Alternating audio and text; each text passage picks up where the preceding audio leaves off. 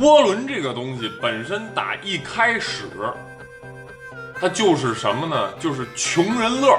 涡轮在这跑车领域的应用历史，那就是不断的把性能去下放给我们这种贫苦老百姓的这么一个过程。有钱人还是在玩自然吸气，为什么不买 EVO？ 哎呀，你这就跟我买了一只会跌的股票，而你买了一只会涨的。你问我，你当初为什么不买这只会涨的呢？我哪知道它能涨成这样啊？你当时你知道吗？改车，你能满足你很多种对娱乐的需求。你想把动力改大一点，玩什么过山车？天天坐过山车。我上了车就是过山车，我车就是过山车，感受一下。在合理合法的范围之内，这马路能开120呢，对吧？0到100总有一个点能让你感受到像过山车一样，对不对？啊，换涡轮不行，换大涡轮；换大涡轮不行，换双涡轮；双涡轮再不行，换双大涡轮；双大涡轮，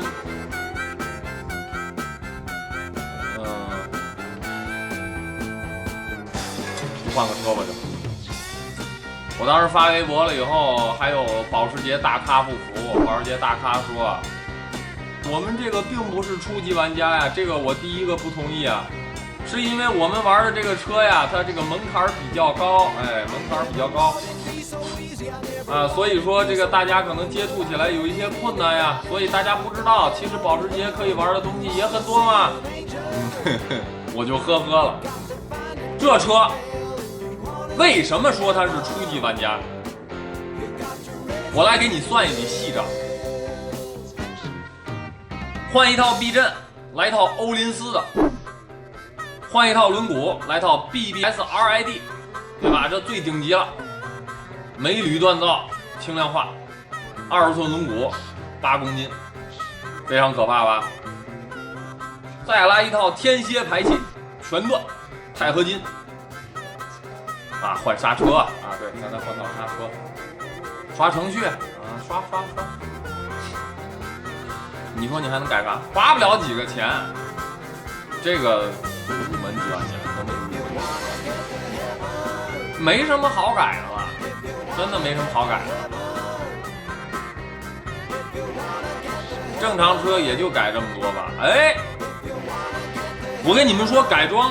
究竟能改什么？来，我给你们来段贯口：改进气，改排气，刷程序，锻造活塞，锻造凉杆，赛车座椅多点安全带，赛用仪表，全车拆空，赛用碳纤维内饰，碳纤维门板，碳纤维车门，碳纤维叶子板，碳纤维发动机盖，碳纤维后扰流器，碳纤维子弹镜，碳纤维方向盘，碳纤维内饰，太多了。这几天我们严打改装车，上路就被抓，请问怎么办？怎么办呢？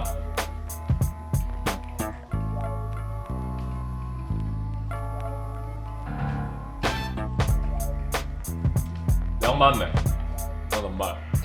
好，那今天我也跟你们说改装血泪史。我也不站在别人角度上说，我站在我自己的角度上说。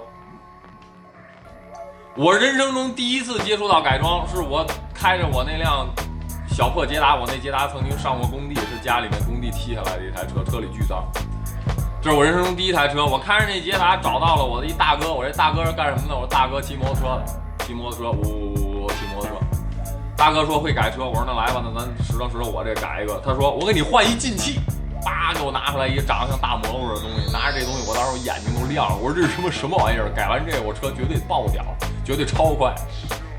他说没错，改完这个就行了。我邦当把这大蘑菇一装上，发现没有屁变化，这车好像比之前还没劲儿。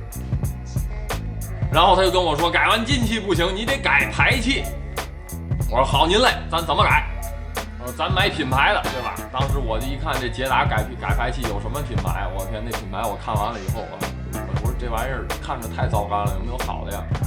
实在没有好的，先这样吧。那我们自己手焊了一个，叭焊一排气，全段直通排气。这排气是直排，再加上我都有进气了，我这车动力肯定强。后来我发现这动力强不强啊，我没有太大感受，但是最大的感受是我这油耗。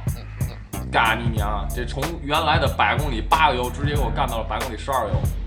每一次你停到小区里面的时候，你开着改装车，对吧？进小区的时候，都跟贼一样，真的。所有开改装车改过排气、改过全段直排的朋友，你们应该都有这经验。开着一改装车来钛合金的一全段排气进小区的时候，那感觉，哦，那酸爽，哦，没完没了了。那小区里面遛狗，那老头老太太看见你，那绝对感觉你就是社会边缘人士。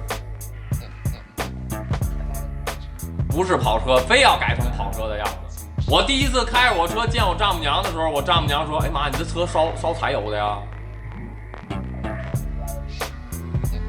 开个 EVO 去夜店嗨去了，去夜店嗨完了以后一出来，你给人一开门，一看你里面有一桶式座椅大房管架，后面全都是房管架，后面连座都没有。人上你车一坐看了看，我大哥，你这车平时跑工地儿了？人家就后悔没跟那旁边那凯美瑞走，真的，开大改装车，自己那别提多自信了，对吧？他往那一停，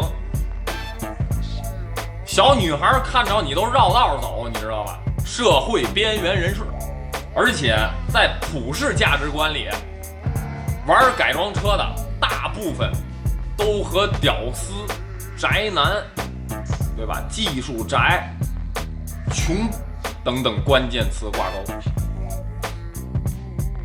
开大法拉利458来了以后，想奚落我，到我店里来了。我看他们那都有尾翼，我这昨儿刚家里面给我提了，车我觉得还行吧，不是特有劲儿。我觉得加一尾翼吧，看着好看点儿。我看这运动款，这买458的时候他跟我说，这458运动款有那个什么有尾翼，对，那运动款的那个，我也想要个那运动款的那尾翼，你给我来一个吧，多少钱呀？我说这你要大概什么品质的？嗨，我倒是都还行吧，就是咱这车也不差，对吧？你说那来咱就换个好的吧。我说好的话倒是有，那您知道有一牌子叫 Mansory 知道吗？他说哎，你甭管我说慢骚不 sorry 了，你骚不 sorry 我也买得起，你就说吧多少钱。我说啊，那行，那我先给您备货吧，别我把钱先给你，你到时候你备货你别自己压钱。我说行，那好，您这尾翼35万。行，35万，对吧？自己当时就傻了，你知道吗？内心戏就出来了，你知道吗？哦，35万是吧？啊，你把那图给我看看行吗？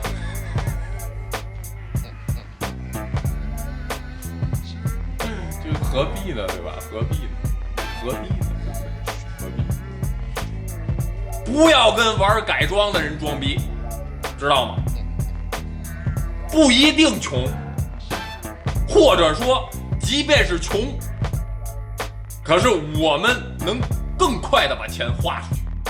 苏州玩改装车的，哎呀，这个挺让我大跌眼镜的。苏州那 GT Show 那改装展，我今天真的全国都出了名了。我们在里面展会区里面出来抽根烟，就听外面这马路上这车开的，我的天呀，可算开个改装展了。哎呦，可算有个机会能在所有人面前展示一下我这排气有多响了，可算有个机会在所有人面前展示一下我这涡轮个头有多大了，我的提速有多快了，开了锅了，真的开了锅了，我是真是无语。这么多人，这么多的努力，堆积起来的这个文化有多脆弱，是你无法想象的。咱全国这么多人干改装，改装这个行业在中国也最起码得有个近20年的历史了。这20多年的这个文化的堆积，从0到1，从无到有的这个过程，这么艰难的一路，在各种政策不明朗的情况下走到今天。你在改装展外面开着一台改装车，你如果真出现了什么危险，你就能毁了大家这20年堆积下来的文化，做一些正确的选择，做一些成年人该做的判断。